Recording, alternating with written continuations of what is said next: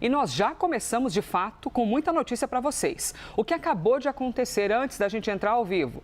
O ministro Gilmar Mendes, do Supremo, acabou de negar um pedido de prisão domiciliar para o ex-presidente Jair Bolsonaro. E só até aí a gente já tem algumas interrogações. Gilmar Mendes negando, visto que geralmente a gente vê com Alexandre de Moraes, um pedido de prisão domiciliar. Veja só, este pedido foi feito por um advogado que não faz parte do grupo de defesa de Jair Bolsonaro. E por qual motivo não é Alexandre de Moraes que está no meio dessa história? Thaisa Medeiros é quem está aqui já ao vivo com a gente. Thaisa, que história é essa, hein? Bem-vinda. Oi, Elisa. Bom dia para você, a todos que nos acompanham nessa manhã de sábado. Exatamente isso. O ministro Gilmar Mendes negou esse pedido porque foi impetrado por um advogado que não faz parte da equipe de defesa de Jair Bolsonaro. Esse já é o primeiro motivo que Gilmar deu para negar esse pedido. Então, ele foi apresentado pelo advogado Paulo de Barros Carvalhosa, que não faz parte, então, da equipe de defesa de Jair Bolsonaro. E aí, na decisão, o ministro Gilmar Mendes diz: cumpre destacar que o presente habeas corpus nem sequer foi impetrado pela defesa técnica do paciente ex-presidente da República. Agora, por que Gilmar Mendes, né? Esse pedido havia sido enviado, então, inicialmente para o ministro Alexandre de Moraes, que encaminhou ao ministro Gilmar Mendes, porque alegou que, por ser parte coautora do habeas corpus, que questiona decisões dele próprio, ele não poderia apreciar essa questão, ou seja, ele se julgou, né, incapaz de apreciar esse pedido especificamente. E aí ele passou adiante, então, essa análise. Inicialmente havia enviado para a ministra Carmen Lúcia, só que com o recesso do Judiciário, o próprio Moraes, que está exercendo a presidência da Suprema Corte, tem que decidir sobre questões urgentes. E aí, enfim, diante desse cenário, né, que normalmente em janeiro a gente enfrenta, que é o recesso, aí sim foi enviado ao ministro Gilmar Mendes. E aí, além da prisão domiciliar, esse advogado também tinha pedido que o Conselho Federal de Medicina avaliasse o local que Bolsonaro cumpre a pena. Lembrando que ele foi transferido nessa última semana lá da Superintendência da Polícia Federal, uma cela que era específica, montada ali para ele, de 12 metros quadrados. Agora ele foi para Papudinha, um local que fica no complexo penitenciário da Papuda, tem um pouco mais de espaço, são 64 metros quadrados, e que, na visão do próprio ministro Alexandre de Moraes, ao determinar essa transferência, é mais confortável, digamos assim, para o cumprimento dessa pena, porque há também mais espaço, mais flexibilidade de horários. Tudo isso facilitaria, então, a rotina do ex-presidente Jair Bolsonaro no cumprimento dessa pena. Foi isso que alegou o ministro Alexandre de Moraes. Portanto, na esteira dessa transferência, teve esse pedido que já foi negado. Como a gente mostra aqui já há alguns meses, essa tentativa de mudança de regime de cumprimento de pena já vem sendo reiteradamente pedido, solicitado pela defesa de Jair Bolsonaro e também negado pelo Supremo Tribunal Federal, o que normalmente acontece, né, pelo ministro Alexandre de Moraes. Só que ele, dessa vez, se julgou ali complicado, né, de acabar julgando esse pedido especificamente porque ele é coautor dos demais projetos. Então, isso foi uma determinação do ministro Alexandre de Moraes de passar adiante especificamente esse pedido desse advogado que não faz parte da equipe de defesa de Jair Bolsonaro. Portanto, um pedido que chama atenção, né, Elisa? Mas que já foi negado. Então, mais uma tentativa, agora não por parte da defesa diretamente, de levar Bolsonaro para cumprir a prisão domiciliar. Volto com você.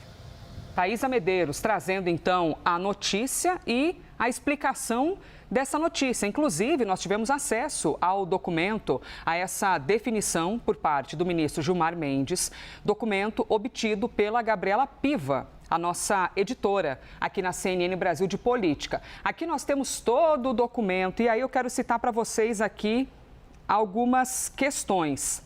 É que, como relatado, o presente habeas corpus, inclusive numa parte do documento, o ministro Gilmar Mendes já faz um posicionamento em relação ao incômodo com a quantidade de habeas corpus. Tem aqui um histórico na relação entre o olhar de Gilmar Mendes e essa questão de usar essa ferramenta que é o habeas corpus. Mas aqui ele diz, como relatado, o presente habeas corpus foi manejado contra um ato de ministro desta Suprema Corte, apontado como autoridade coautora. Porque nesse documento colocou-se Alexandre de Moraes como uma autoridade coautora. Por este motivo, Moraes, e é a primeira vez que a gente vê isso, declarou-se impedido de cuidar. Bom, você está me dizendo que eu sou coautor, então eu não posso lidar aqui em cima desse pedido de habeas corpus. Por isso ele foi repassado e por estarmos em momento de recesso, tem várias questões ali técnicas que aí esta necessidade de decisão foi para as mãos de Gilmar Mendes, o ministro do Supremo, apontado como autoridade coautora. Nesta hipótese, a jurisprudência do Supremo Federal é reiterada e pacífica no sentido de que não se admite o conhecimento de habeas corpus impetrado contra decisões de ministros ou de órgãos colegiados da própria corte. Aí ele vem aqui e traz vários exemplos, inclusive citando decisões anteriores, tanto de Luiz Fux como Rosa Weber, Teori Zavascki, também é usado aqui como referência. Mas onde é que eu quero chegar? Quando ele diz o seguinte: cumpre destacar que o presente habeas corpus, este documento que foi protocolado, assim, digamos, no Supremo, pedindo que Jair Messias Bolsonaro fosse para a prisão domiciliar, nem sequer foi impetrado pela defesa técnica do paciente. Não foi a equipe do ex-presidente da República que fez esse pedido. E isso é destacado aqui também pelo ministro Gilmar Mendes. Aqui embaixo, ele diz: nós estamos falando de um paciente que já tem uma defesa constituída, então que isso não é cabível, e não é cabível o manejo do habeas corpus por terceiro, mormente se considerado que há defesa técnica constituída, ou seja, não pode um terceiro pedir um habeas corpus para uma pessoa que já tem a sua própria defesa e esse pedido veio de alguém que nem faz parte dessa defesa. É isso, viu? Realmente fica difícil de entender, porque de fato realmente é complicado.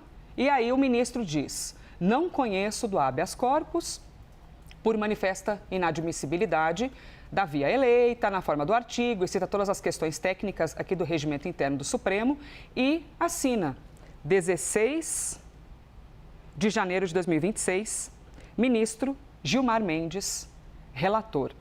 Inclusive, nessa toada aqui das decisões, e reitero, tá? Gabriela Piva, a nossa editora de assuntos de política, é quem teve acesso a esse documento.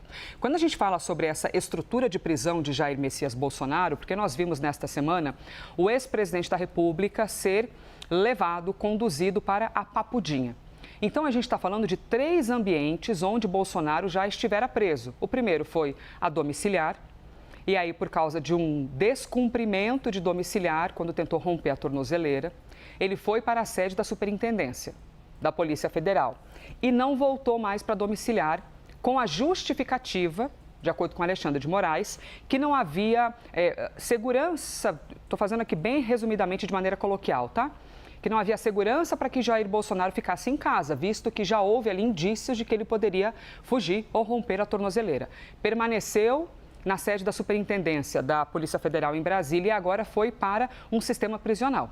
Foi para a Papudinha. E nesta decisão de Alexandre de Moraes nesta semana, porque tem havido um movimento de fato dos advogados dizerem ele precisa ficar num ambiente melhor, ele precisa de uma estrutura de amparo sanitário, amparo de saúde melhor. E nesta decisão, caso nós tenhamos agora para mostrar para vocês, a gente já expõe aqui que a gente preparou inclusive uma arte que traz as diferenças entre uma prisão e outra. E se a gente não expor agora, a gente pode expor depois também, porque Alexandre de Moraes, na decisão que fez nesta semana, aqui, pronto. Tá bem pequenininho, mas eu vou lendo para vocês, tá? O que Moraes fez? Ele colocou no documento da decisão, da ordem, para que Bolsonaro fosse para Papudinha, e é onde está desde então, os comparativos entre como é, aqui em laranja, como é a estrutura na superintendência da PF e como é a estrutura no complexo da Papuda, que dentro tem um dos prédios, a Papudinha. Por exemplo, na Polícia Federal, o ambiente era de 12 metros quadrados e na Papudinha é de quase 65 metros quadrados. Na Polícia Federal, 3 refeições por dia e agora na Papudinha são 5 refeições por dia. Olha lá, do lado direito é como é a estrutura da PF e do lado esquerdo, em azul, como é a estrutura na Papudinha. Lá no último item, olha lá, visitas. Olha a diferença de horários também. Na Polícia Federal, em laranja, aparece pode de terça a quinta, das 9 às 11 por 30 minutos. Já na Papudinha, pode das 8 às 10, das 11 às 13 ou das 14 às 16. Então, Alexandre de Moraes o fez na decisão desta semana para mostrar que a justificativa da defesa é de que não há uma boa estrutura, porém, na Papudinha, a estrutura é maior e melhor. Mas o que a defesa quer é prisão domiciliar e não quer saber de nada disso aqui.